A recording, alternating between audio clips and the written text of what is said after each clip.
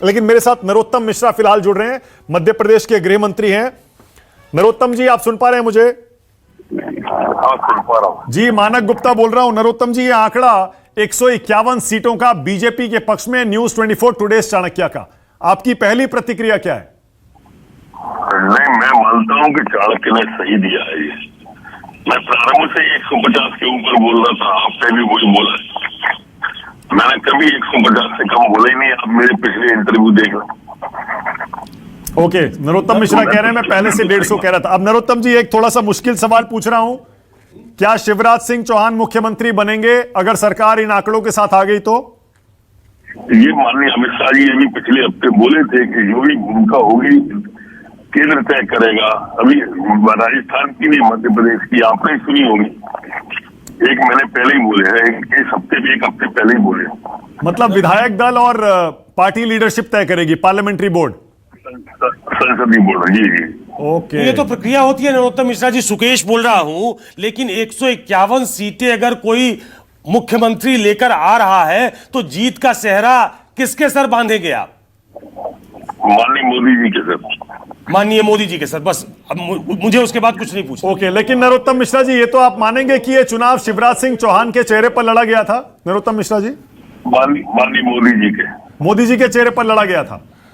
जी। क्या ये संभावना है कि शिवराज जी सीएम ना बने? नरोत्तम मिश्रा जी, नहीं, ये है बने या नहीं बने मेरे हाथ में थोड़ी है।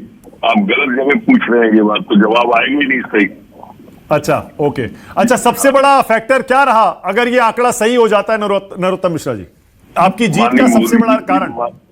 माननीय मोदी जी की योजनाएं जनहितैषी और माननीय शिवराज सिंह जी की जनहितैषी योजनाएं, ये मूल कारण रहा है। लगातार शिवराज सिंह जी का सतत संपर्क, नीचे तक जाना, गांव गांव जाना, ये मूल है।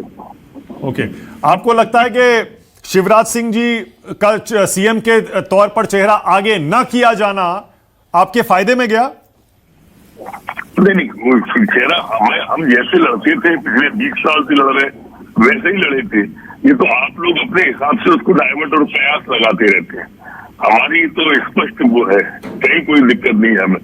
पहले भी मोदी जी शिवराज जी के नेतृत्व में लड़े थे, इस बार भी लड़े हैं दोनों के नेतृत्व। नहीं, पहले तो हमेशा ये रहता था ना कि सीएम वही बनेंगे। इस बार तो ये कहा ही नहीं गया कि सीएम वो बनेंगे। नहीं, इस बार नहीं कहा गया या न पहले कहा गया, हमेशा मोदी जी को ही आगे रखा है हमने।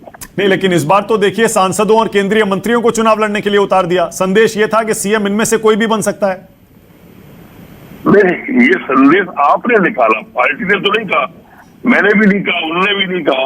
अब आप कुछ भी निकाल लोगे तो उसका मेरे पास क्या इलाज है? अच्छा, ईमानदारी से बताइएगा नरोत्तम मिश्रा जी, क्या आपको भी इतने बड़े, ये जो आंकड़ा हम दिखा रहे हैं एग्जिट पोल में, इतने बड़े आंकड़े की उम्मीद थी क्या? आप मेरी पिछले इंटरव्यू देख लो, आप अगर आप मान जाओगे फिर कि मैं आप मेरे को उम्मीद थी कि नहीं। तो क्यों इतना? 20 साल से इनसे ज्यादा वोट लेके आ रहे हैं, 20 साल से इनसे ज्यादा वोट लेके आ रहे हैं। इतनी निरीह और कमजोर कांग्रेस कभी नहीं थी जितनी अभी है। नहीं, मैंने ये सवाल इसलिए किया क्योंकि पिछले चुनाव तो आप हार गए थे, कमलनाथ जी, वोट आपको ज्यादा मिला था, लेकिन सरकार तो कमलनाथ की बनी थी। ज्यादा मिला नहीं, मोहम्मद किसी को नहीं मिला था। जोड़ जाड़ के सपा का दिल लगाया था, बीएसपी का किडनी लगाई थी, निर्दलियों के हाथ पैर लगाए थे। परिणाम क्या हुआ? इस दिल के टुकड़े 1000 हुए, कोई यहाँ गिरा, कोई वहां गिरा। ओके, बहुत धन्यवाद नरोत्तम मिश्रा, न्यूज 24 से बातचीत करने के लिए।